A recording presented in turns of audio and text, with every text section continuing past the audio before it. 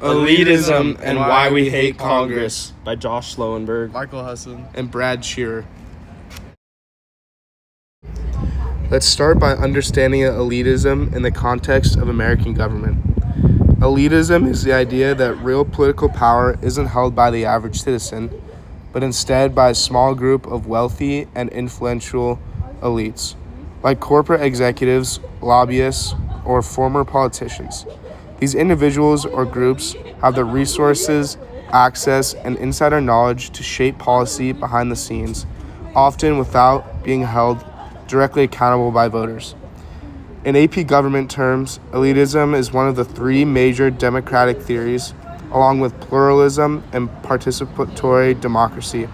Unlike pluralism, which argues that many groups compete fairly for influence, or participatory democracy, which sees widespread citizen involvement, elitism argues that no matter how democratic things look on the surface, a powerful few really run the show. Think about campaign finance. The top 1% of donors contribute a huge share of political money. Or consider how lobbyists representing large corporations often draft parts of legislation. These are examples of how elites influence government far more than ordinary voters. Understanding elitism helps us explain why some people feel like their voices don't matter, and it sets the stage for why trust in institutions like Congress is so low, which we'll explore in the next slides. First, let's go through some facts about Congress. Low approval ratings. Congress averages around 21% approval and 60% disapproval. 2. High pay. All Congress members make $174,000 a year, which is 3 times the average American salary.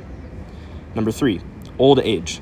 The median age of Americans is 38, but for Congress it's 57, which is 1.5 times older. And number 4, costly campaigns. Good campaigns average around $75 million for the Senate and around $15 million for the House. When you combine all of these factors, Congress seems like a very alien body that doesn't represent the general population as well as we would like it to for a government that is supposed to be democratic.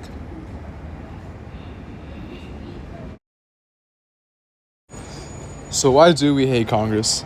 Let's start with what's called the Fano paradox. Americans say they hate Congress, but when you ask them about their own representative, they tend to say they're doing a good job. An example is like saying, my doctor is great, but the entire hospital is a disaster. This contradiction shows that people don't always judge the system fairly, as they see the big picture as broken, even when they're satisfied with their own specific part of it. One of the main reasons people hate Congress is because all of the conflict and arguing. Many Americans see debates as petty fighting, but in reality, conflict is actually part of how democracy works. Congress is designed to bring out different viewpoints so they can be thoroughly debated and balanced. One big problem is that most people don't really understand how Congress is supposed to work. They expect quick decisions like a CEO running a company. But Congress was actually built to move slowly, to deliberate, negotiate, and avoid rush decisions. So when the process seems inefficient, it's often doing exactly what it's designed to do. The media plays a huge role in shaping how we view Congress. News outlets like to highlight drama or scandals because it gets more attention, and partisan media on both sides leads to negativity.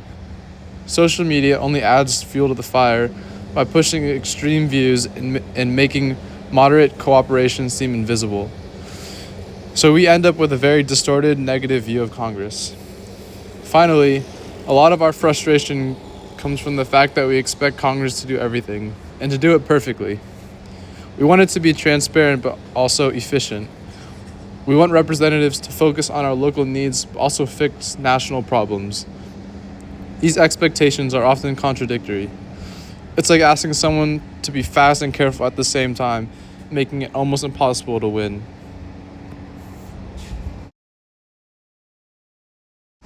So if Congress is so elitist, well, why do we still vote for them? Number 1, we want something. Despite deception and elitist bias, Congress members also give us personal benefits. We vote for them because we want things out of our Congress. Number 2, we too are biased. According to the Fano paradox, as mentioned by Michael previously, Most of us see our representatives in a better light than Congress overall. It's very easy to look at Congress as something inefficient and biased, but when our representatives come and meet us personally, we want to believe in them. And third of all, we have no choice. Unfortunately, politics isn't about what's right, but what wins. And at the end of the day, this means that no matter who we vote for, there is going to be some form of elitism or corruption.